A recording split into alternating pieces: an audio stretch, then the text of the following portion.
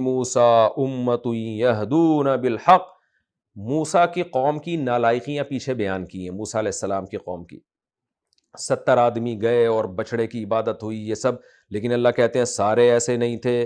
وَمِن قَوْمِ مُوسیٰ، قوم موسیٰ میں سے امتن، ایک جماعت ایسی بھی تھی، یہدون بالحق، جو حق کی رہنمائی کیا کرتی تھی، وَبِهِ يَعْدِلُونَ، اور اسی حق کے ساتھ عدل کرتی تھی، انصاف کرتی تھی، تبھی تو بچ گئی تھی وہ قوم، ورنہ اللہ کی عادت ہے جب پوری قوم ہی خراب ہو جاتی ہے اللہ اس کو تباہ کر دیتے ہیں۔ تو یہی وجہ ہے کہ پوری قوم چونکہ خراب نہیں ہوئی تھی تو تھوڑے لوگ بہرحال صحیح تھے، تو ان صحیح کی وجہ سے باقیوں کو بھی اللہ نے بچایا۔ اس میں ایک پوائنٹ کی بات یہ، خیر وہ پوائنٹ کی باتیں تو میں آخر میں بتاؤں گا، لیکن کہ جب بنی اسرائیل سارے گمراہ نہیں ہوئے تھے تو یہ آخری امت کیسے ساری گمراہ ہو سکتی ہے؟ آج جو لوگ کہتے ہیں نا کہ سارے علماء خراب ہو گئے، سارے ہی غلط ہو گئے، یہ عجیب سی بات ہے۔ تو بنی اسرائیل جس کی حفاظت کا اللہ نے وعدہ نہیں کیا تھا، وہ جب سارے غلط نہیں ہو سکتے تھے، تو جس امت کے بارے میں حدیث میں آتا ہے کہ گمراہی پہ جمع ہو نہیں سکتی، اس امت کے سارے علماء کیسے خراب ہو سکتے اور ساری امت کیسے خراب ہو سکتی ہے؟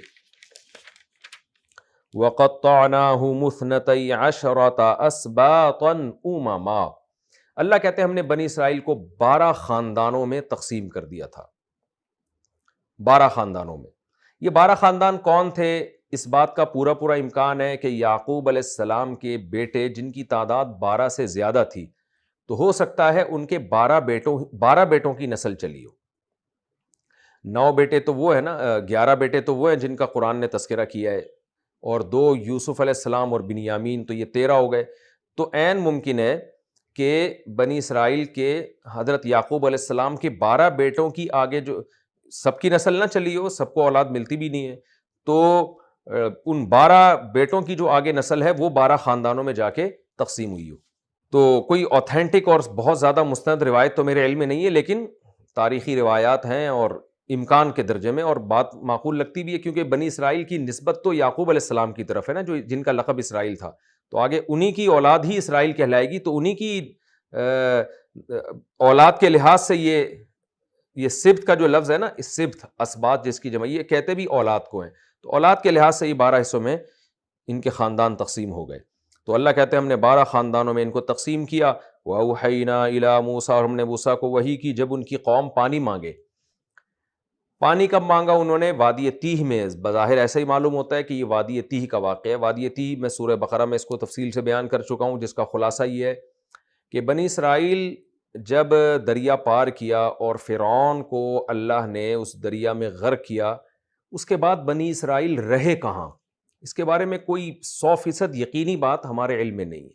بعض مفسرین کی رائے ہے کہ مصر میں دوبارہ آ کے آباد ہو گئے تھے، اور اس پہ بھی قرآن میں اشارے ملتے ہیں، وَأَوْرَثْنَا الْقَوْمَ الَّذِي كَانُوا يُسْتَضْعَفُونَ مَشَارِقَ الْأَرْضِ وَمَغَارِبَهَا، اور سورہ قصص میں آتا ہے کہ وَنُرِيدُ أَن نَّمُنَّ عَلَى الَّذِينَ اسْتُضْعِفُوا فِي الْأَرْضِ وَنَجْعَلَهُمْ أَئِمَّةً وَنَجْعَلَهُمُ الْوَارِثِينَ، ہم چاہتے ہیں کہ زمین کا وارث کمزور قوم کو بنا دیں۔ تو زمین سے تو اس وقت مراد یہ عرض بظاہر یہی لگتا ہے کہ مصر کی زمین، تو قرآن میں دونوں طرف اشارے ہیں، یقینی طور پر کچھ نہیں کہا جا سکتا کہ بنی اسرائیل دوبارہ مصر میں آ کے آباد ہوئے یا کسی اور جگہ جا کے آباد ہوئے، یہ اللہ ہی بہتر جانتا ہے۔ بہرحال جہاں بھی جا کے آباد ہوئے تو بنی اسرائیل کو اللہ نے حکم دیا کہ اب تمہارا دشمن ہلاک ہو گیا ہے، اب تمہیں خود بھی کچھ کرنا پڑے گا، اور کیا کرنا ہے؟ قوم عمالقہ جو تمہارے آبائی وطن یعقوب علیہ السلام کا وطن تھا، اس پر قوم عمالقہ غالب ہو گئی ہے، جہاد کرو، اس قوم کو اپنے قبضے میں لو جا کے۔ بنی اسرائیل نے جو کیا وہ سب کے سامنے ہے، اے موسیٰ تو جا اور تیرا رب جا، ہم دونوں جا کے لڑو، ہم یہیں بیٹھے ہوئے، ہمت نہیں ہوئی ان لوگوں میں۔ تو اللہ نے ان پر شہر کی نعمتوں کو حرام کر دیا۔ اللہ نے کہا اب ایک وادی تیہ جو ہے یہ بیت المقدس اور مصر کے بیچ میں ہے، آج بھی لوگ جاتے ہیں وادی تیہ میں، شاعری میں اس کا تذکرہ بہت ملتا ہے، ضربت بہتی ضرب القمار اما لہذا و اما لذا۔ متنبی ایک شاعر ہے نا، آج سے تقریباً 1100 سال پرانا، وہ کہتا ہے میں نے بڑے بڑے سفر کیے اپنی اونٹنی پر، اونٹنی کی بڑی تعریفیں کرتا ہے، میں نے وادی تیہ کو اس اونٹنی کے ذریعے اس کا سفر کیا ہے، اما لہذا و اما لذا، اور ایسا جوا کھیلا اس اونٹنی پر کہ یا تو ہلاکت تھی یا کامیابی۔ اپنی اونٹنی کی بڑی تعریفیں کیا کرتا تھا متنبی کہ اس نے مجھے لمبے لمبے زمین کے سفر کروائے ہیں، اس میں بھی وادی تیہ کا اس نے تذکرہ کیا ہے۔ تو بنی اسرائیل وادی تیہ میں اللہ نے ان کو لا کے حیران سرگردان کر دیا اور کہا کہ اب تمہیں شہر کی نعمت نصیب ہی نہیں ہوگی، تم بھٹکتے رہو گے، شہر ملے گا ہی نہیں تمہیں۔ تو وہاں ان کو پانی کی بھی ضرورت تھی، کوئی دھوپ کے لیے کوئی سایہ نہیں تھا، تو کیا کرتے؟ وہیں اسی وادی میں حضرت موسیٰ علیہ السلام اور حضرت ہارون علیہ السلام کا انتقال بھی ہوا۔ 40 سال کے بعد جا کے پھر دوسرے پیغمبر کی، جو نئے پیغمبر تھے، ان کی معیت میں انہوں نے پھر آگے جہاد کیا ہے۔ تو اس وادی تیہ میں بڑے عجیب عجیب واقعات ہوئے، اللہ نے اس میں بھی ان پر رحمتیں کی ہیں۔ اس رحمت میں سے ایک رحمت یہ تھی، ان کو پانی کی ضرورت تھی، تو اللہ نے کیا کیا؟ ایک معجزہ دکھایا۔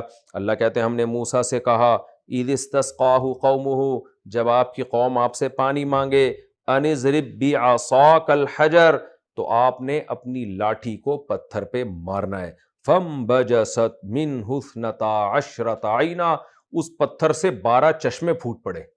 یہ اللہ کی بڑی رحمت تھی، کیونکہ بنی اسرائیل کے 12 قبیلے تو یہ لڑتے وڑتے تھے آپس میں، بغض و عناد ہوتا ہے لوگوں میں، عصبیت اور قوم پرستی، یہ سب چیزیں ہمیشہ سے چلی آ رہی ہیں، پیغمبر ان چیزوں سے روکتے ہیں لوگوں کو، لیکن اللہ نے ان لوگوں میں تاکہ اختلاف نہ ہو کہ ایک پانی پہ پھر یہ لڑیں گے، تو اس لیے اللہ نے 12 چشمے پیدا کر دیے، اور ایسا احسان کیا ان کے اوپر، قد علم کل اناس مشربہم، اور ہر انسان کو اس کا مشرب، کہ کہاں سے میرا قبیلے والا پانی کون سا ہے، وہاں اس سے بھی اللہ نے وحی کے ذریعے بتا دیا، تاکہ اس میں بھی کوئی جھگڑے نہ کہ یہ والی نہر میری ہے، وہ والی نہر تمہاری ہے، وہ والی نہر تمہاری ہے۔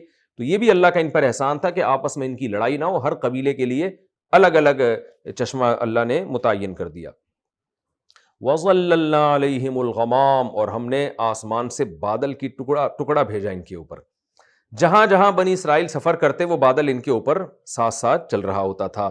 وَأَنزَلْنَا عَلَيْهِمُ الْمَنَّ وَالسَّلْوَىٰ، اور من و سلوہ ہم نے آسمان سے ان پر نازل کیا۔ من و سلوہ کیا؟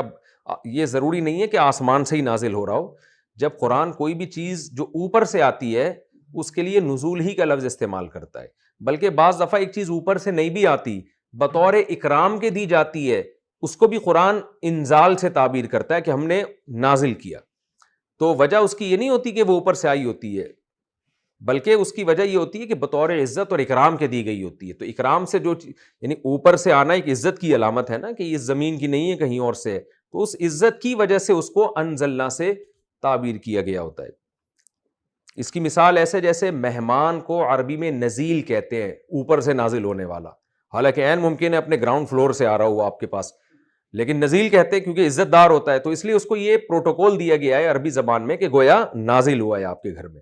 تو اس لیے ان الفاظ کے ظاہر کو نہیں کبھی بھی پکڑا جائے گا۔ یہ میں اس لیے کہہ رہا ہوں کہ قرآن مجید کی آیت ہے وَأَنزَلْنَا الْحَدِيدَ، ہم نے زمین میں لوہا اتارا۔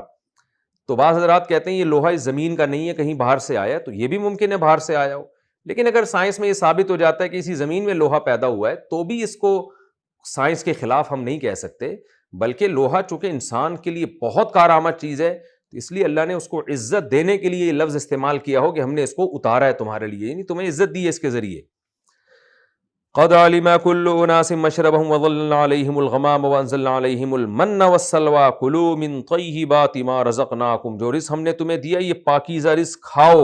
وما ظلمونا، اللہ کہتے ہیں انہوں نے اپنی جان، انہوں نے ہم پہ ظلم نہیں کیا، كانوا انفسهم يظلمون، اپنی ہی جان پہ ظلم کیا کرتے تھے۔ وہ کیسے ظلم کیا؟ جس کا تذکرہ سورہ بقرہ میں ہے، کہ کہنے لگے یہ کیا ہے بھائی، ہم من و سلوہ کھا کھا کے تھک گئے ہیں، اور ہمیں تو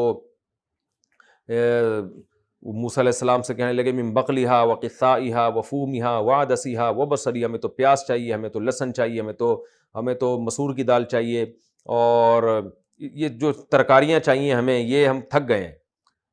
تو جب انہوں نے یہ کہا ہے، اللہ کا کی گرفت آئی ان کے اوپر، اللہ نے کہا شہر میں داخل ہو۔ وجہ اس کی یہ تھی کہ ٹھیک ہے یہ انسان کی فطرت ایک چیز کھا کھا کے تھک جاتا ہے، مگر تمہیں تو یہ مل رہی ہے، یہ اللہ کا احسان ہے، تمہاری حرکتیں تو اس بات کا تقاضا کرتی تھیں، اللہ نے تمہیں کہا تھا کہ قوم عمالقہ سے جہاد کرو، تم نے جہاد نہیں کیا، تمہیں تو یہیں دفن ہو جانا چاہیے تھا۔ اس کے بعد بھی ہم تمہیں فری میں آسمان سے تمہاری محنت کے بغیر بٹیر کھلا رہے ہیں، تو اب یہ نہیں بنتا کہ ہم ایک چیز کھا کھا کے تھک گئے، اب تو تم شکر ادا کرو کہ تمہیں مل رہا ہے، حالانکہ تمہیں ملنا نہیں چاہیے تھا۔ اور اگر تمہیں چاہیے تو جاؤ نہ جہاد کرو قوم عمالقہ سے، یا شہر میں داخل ہو، جیسے ساری دنیا رہتی ہے ایسے تم رہو۔ تو اللہ کہتے ہیں یہ اپنی جانوں پہ خود ظلم کیا کرتے تھے، دیکھو ہم نے ان پر کتنے احسانات کیے ہیں۔ وَإِذْ قِيلَ لَهُمُ اسْكُنُوا هَٰذِهِ الْقَرْيَةَ، اور جب ان سے کہا گیا اس بستی میں داخل ہو جاؤ، وَكُلُوا مِنْهَا حَيْثُ شِئْتُمْ. یہ بستی کون سی تھی اس کے بارے میں بھی کوئی ہمیں زیادہ وضاحت نہیں ملتی. ایک بستی تھی جس کے بارے میں اللہ نے کہا کہ تم اس میں داخل ہو جاؤ، وہ شہر ہے، وہاں تمہیں شہر کی نعمتیں ملیں گی. اب یہ بھی ممکن ہے کہ جہاد کے ذریعے داخل ہو، اللہ وہ فتح کر دے گا، پھر سر جھکا کے داخل ہو جانا. لیکن بظاہر ایسا لگتا ہے یہ وہ بستی تھی جس میں جہاد کا حکم نہیں ہوا، کیونکہ اس میں کوئی لڑائی کا تذکرہ نہیں مل رہا. اور یہ حکم دیا کیونکہ جو جہاد کا جب حکم دیا گیا تھا اس پہ تو وہ پیچھے ہٹ گئے تھے. تو ایسا معلوم ہوتا ہے کہ یہ کوئی الگ بستی تھی، یہ وہ والی نہیں ہے جو قوم عمالقہ والی ہے. الگ شہر تھا جس کے بارے میں یہ تھا کہ یہ امن کے ساتھ جا سکتے ہیں، وہاں محنت کریں، اللہ کی نعمتوں سے فائدہ اٹھائیں.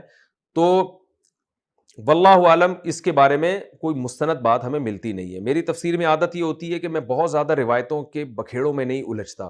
آپ جب عربی تفاسیر اٹھائیں گے نا تو ان میں بہت کچھ ہے، کوئی بھی روایت کہیں سے بھی ہوگی وہ اس کا جمع کر دیتے ہیں تاکہ پھر علماء اس کو پرکھیں کہ کون سی صحیح ہے کون سی غلط ہے. تو بعض علماء نے اس کو پرکھ کے جو فیصلہ کیا، جیسے بیان القرآن جو حضرت مولانا شرف علی تھانوی رحمۃ اللہ علیہ کی تفسیر ہے نا، اس کی خاصیت یہ ہے کہ انہوں نے درجنوں تفسیروں کا مطالعہ کر کے اس کا خلاصہ ہمارے سامنے رکھا ہے. تبھی حضرت مولانا شرف علی تھانوی رحمۃ اللہ علیہ فرمایا کرتے تھے کہ میری بیان القرآن جو پڑھے گا اس کے بعد جب وہ درجنوں تفسیروں کا مطالعہ کرے گا پھر اس کو بیان القرآن کی قدر ہوگی کہ یہ میں نے کتنی محنت سے لکھی ہے. تو اس میں وہ کیا کرتے ہیں، اگر کوئی ایسی بات ہو نا تو تمام تفسیروں کا خلاصہ وہ لکھ دیتے ہیں کہ بھئی اس کے بارے میں ہمیں اب تک کوئی مستند بات نہیں ملی ہے، مستند روایت نہیں ملی ہے. روایتوں کا حاصل یہ ہے کہ یا تو یوں ہوا تھا یا یوں ہوا تھا. تو اس سے کیا ہوتا ہے کہ سننے والوں کا، تفسیر پڑھنے والوں کا وقت بچ جاتا ہے. وہ کام جو ایک مہینے کے مطالعے کے بعد جو رزلٹ انہوں نے نکالنا تھا وہ انہوں نے پہلے ہی نکالا ہوا ہوتا ہے. تو اس کا خلاصہ یہی ہے کہ کوئی بستی تھی جس میں اللہ نے ان کو داخل ہونے کا حکم دیا، لیکن حکم یہ دیا کہ اس بستی میں تواضع کے ساتھ داخل ہونا ہے، سر جھکا کے داخل ہونا ہے، اور حطۃ توبہ استغفار کرتے ہوئے داخل ہونا ہے کہ اللہ ہماری خطا کو معاف کر دے. یہ پہلے بھی سورہ بقرہ میں بھی اس کا تذکرہ ہو چکا ہے. وَإِذْ قِيلَ لَهُمُ اسْكُنُوا هَٰذِهِ الْقَرْيَةَ، جب ان سے کہا گیا کہ اس بستی میں سکونت اختیار کرو، وَكُلُوا مِنْهَا حَيْثُ شِئْتُمْ، اور یہاں سے جہاں سے چاہو کھاؤ، یہ جو تم بٹیر کھا کھا کے تھک گئے ہو، وہاں تمہیں آلو پیاز سب کچھ ملے گا. وَقُولُوا حِطَّةٌ، لیکن یہ اللہ کی رحمت ہے تمہیں شہر میں داخل کر رہا ہے تو اللہ سے توبہ استغفار کے الفاظ کہتے ہوئے داخل ہو. وَادْخُلُوا الْبَابَ سُجَّدًا، اور دروازے میں جھکتے ہوئے داخل ہو. تو بظاہر ایسا لگتا ہے یہ حضرت موسیٰ علیہ السلام کے دنیا سے جانے کے بعد ہوا ہے، واللہ عالم. نغفر لکم خطیئاتکم. اچھا، جو ہمارے تفسیر کے لیکچر سننے والے لوگ ہیں نا، میں ان کو بھی کھلی اجازت دیتا ہوں کہ میرے تفسیر کے لیکچر میں کوئی بھی بات آپ کو ایسی لگے نا جو آپ کے خیال میں مستند نہ ہو، اور اس کے غلط ہونے کی 100% کوئی مضبوط دلیل ہو آپ کے پاس، ایسی ہوائی بات نہ ہو، تو وہ مجھے ضرور آپ بتائیں. کہ انسان علم میں 100% کامل کبھی بھی نہیں ہوتا. میں نے اپنے جتنے بھی لسنرز ہیں جو میرے بیان سنتے ہیں ان کو بھی بتاتا رہتا ہوں، اور وہ جانتے ہیں کہ میں اپنی بات سے فوراً رجوع کر لیتا ہوں. تو کوئی بھی ایسی بات ہو تو مجھے لازمی بتایا کریں. وَإِذْ قِيلَ لَهُمُ اسْكُنُوا هَٰذِهِ الْقَرْيَةَ وَكُلُوا مِنْهَا حَيْثُ شِئْتُمْ. لیکن کوشش میری یہی ہوتی ہے کہ میں اپنی طرف سے اسٹڈی میں، مطالعے میں وہ کوئی کمزوری نہ کروں. اپنی طرف سے میں جو ہے نا جتنی اسٹڈی کر سکتا ہوں، جتنا مطالعہ کر سکتا ہوں، وہ میں پوری کوشش کرتا ہوں. لیکن 100% اس دنیا میں کوئی بھی دعویٰ نہیں کر سکتا کہ اس سے کبھی کسی بات میں کوئی خطا ہو ہی نہیں سکتی. تو قرآن کہتا ہے وَكُلُوا مِنْهَا حَيْثُ شِئْتُمْ، اور جہاں سے چاہو کھاؤ. وَقُولُوا حِطَّةٌ، یہ اس لیے میں عرض کر رہا ہوں، سوری بات بار بار میں کاٹ رہا ہوں، کہ ہمارے ہاں جو ابھی جدید تحقیق ہو رہی ہے نا، اس میں بھی کچھ قرآن کی ایسی باتیں جو کھل کے سامنے آ جاتی ہیں. علم جغرافیہ آپ کو پتہ ہے اس زمانے میں اس علم نے بڑی ترقی کی ہے، تو اس کی مدد سے بھی کچھ تفسیر کے مقامات ایسے ہیں جو حل ہوئے ہیں. تو ایسی کوئی جدید تحقیق کسی کے علم میں ہو تو مجھے ضرور بتائے وہ. وَقُولُوا حِطَّةٌ، اور کہو کہ معافی. وَادْخُلُوا الْبَابَ سُجَّدًا، اور دروازے میں سجدہ کرتے ہوئے یعنی جھکتے ہوئے داخل ہو. نغفر لکم خطیئاتکم، ہم تمہاری خطاؤں کو معاف کریں گے. سنزید المحسنین، اور اچھا عمل کرنے والوں کو اور بھی دیں گے. فبدل الذین ظلموا منہم قولا غیر الذی قیل لهم، اللہ فرماتے ہیں ان میں سے جو ظالم تھے انہوں نے اس قول کو تبدیل کر دیا جو ان کو کہا گیا تھا. انہیں کہا گیا تھا حطۃ، اور روایت میں آتا ہے انہوں نے حطہ کو تبدیل کر دیا حنطہ. حنطہ عربی میں گندم کو کہتے ہیں. کہنے لگے ہمیں گندم چاہیے، لالچ تھی نا ان کے. تو ان کا خیال یہ ہوگا کہ اللہ نے جب یہ کہا ہے کہ شہر کے دروازے میں داخل ہوتے ہوئے مغفرت کی دعا کرنا، تو جب اللہ یہ بات کہہ رہا ہے اس کا مطلب یہ قبولیت کا وقت ہے، یعنی یہ ممکن ہے کہ ایسا ہوا ہو، بظاہر ایسا ہی لگتا ہے، یہ قبولیت کا وقت ہے، تو اس قبولیت کے وقت میں بجائے مغفرت کی دعا مانگنے کے وہ کام مانگو نا جس کا ہمیں فائدہ ہو۔ ان کو کیا، یعنی دنیا پرست آدمی، لالچی آدمی، وہ مغفرت کے بجائے وہ تو فوکس کرتا ہے روزی روٹی کو، تو انہوں نے کہا یہ بہترین موقع ہے، گندم ہمیشہ سے دنیا میں بہت زیادہ کھائی جاتی رہی ہے، تو انہوں نے کہا یار مغفرت تو دعا تو کرتے رہیں گے بعد میں، یہ قبولیت کا ٹائم ہے، ابھی جو ہے فوراً ہم وہ مانگ لیتے ہیں گندم۔ اس کی مثال ایسے ہے جیسے رات کے آخری وقت میں اللہ آسمان دنیا پہ آتے ہیں، دعائیں قبول ہوتی ہیں۔ اب جو دنیا پر آدمی ہے اس وقت مغفرت کم مانگ رہا ہوتا ہے، دنیا داری زیادہ کر رہا ہوتا ہے، اور جو اللہ کو ماننے والے لوگ ہیں وہ اس وقت توبہ استغفار زیادہ کرتے ہیں، ہدایت زیادہ مانگتے ہیں، دنیا کو ثانوی درجے میں رکھتے ہیں۔ تو کچھ ایسی ہی کنڈیشن ہوئی ہوگی بنی اسرائیل کی، تو انہوں نے کیا کیا، حتہ کے بجائے حنطہ، گندم چاہیے ہمیں۔ اللہ فرماتے ہیں فَأَرْسَلْنَا عَلَيْهِمْ رِجْزًا مِّنَ السَّمَاءِ بِمَا كَانُوا يَظْلِمُونَ، ان کے ظلم کی وجہ سے آسمانی آفت ہم نے ان پر نازل کی۔ وہ آفت کیا تھی اس کا بھی ہمیں قرآن میں کہیں اس کا تذکرہ نہیں ہے۔ یہ رکوع ہمارا مکمل ہوا، اس میں ہمیں کیا اسباق ملتے ہیں 2 منٹ میں میں جلدی جلدی بتا دیتا ہوں۔ ایک تو ہمارے نبی صلی اللہ علیہ وسلم کی خاصیت کہ ساری دنیا کے سارے انسانوں کی طرف آپ کو پیغمبر بنا کے بھیجا گیا ہے، اور ہمیں حکم دیا جا رہا ہے پیغمبر پر ایمان لاؤ۔ پیغمبر کی یہ صفت کہ وہ عمل میں تم سے بھی آگے ہیں، ان کا اللہ پر اور آخرت پر ایمان تم سے بھی زیادہ ہے، یہ صفت ہائی لائٹ کی گئی۔ یہ بتایا گیا کہ بنی اسرائیل میں سارے ایک جیسے نہیں تھے، اچھے لوگ بھی تھے۔ یہ بتایا گیا کہ ہم نے بنی اسرائیل پر احسان کر کے 12 چشمے پیدا کیے، معجزہ دکھایا موسیٰ علیہ السلام کا۔ اس سے ہمیں یہ بھی پتہ چلتا ہے کہ بھائی ایسا کام کبھی بھی خاندانوں میں نہیں کرنا چاہیے جو لڑائی کا ذریعہ بنے، یہ علمی پوائنٹ کی بات ہے۔ اب 12 چشمے ایک ہی جگہ ہوتے تو سارے لڑتے، اس لیے میں اس زمانے میں جوائنٹ فیملی کا قائل نہیں ہوں۔ اس زمانے میں ٹھیک ہے بہت سے گھر ایسے ہیں جو جوائنٹ فیملی کے ساتھ بہت اچھا رہتے ہیں، لیکن اس کے لیے بہت بڑا ظرف چاہیے۔ آج کل جو مارکیٹ میں ظرف چل رہا ہے وہ بنی اسرائیلیوں جیسا ظرف چل رہا ہے۔ اس کے لیے ضروری ہے کہ بچہ شادی کرے اس کو الگ کر دے، ساس بہو ایک ساتھ نہ رہیں، دیورانی یا جٹھانی ایک ساتھ نہ رہیں، الگ الگ رہیں، جیسے اللہ نے بنی اسرائیل کو سیپریٹ ہی کیا تھا، تم لڑو گے آپس میں۔ تو محبت کے چکر میں لوگ ایک ساتھ رہ کے لڑ پڑتے ہیں، تو دور رہ کے قریب رہیں، یہ زیادہ اچھا ہے کہ قریب رہ کے دلوں کو دور کر دیں ہم۔ یہ بھی پوائنٹ کی بات ہمیں اس سے پتہ چلتی ہے۔ اور اللہ کے بنی اسرائیل پر احسانات، اور یہ بھی کہ جب کوئی نعمت ملے تو تواضع۔ بنی اسرائیل کو نعمت ملی تھی کہ شہر میں داخل ہو جاؤ، تو تواضع اختیار نہیں کی انہوں نے، وہاں بھی لالچ میں لگے رہے۔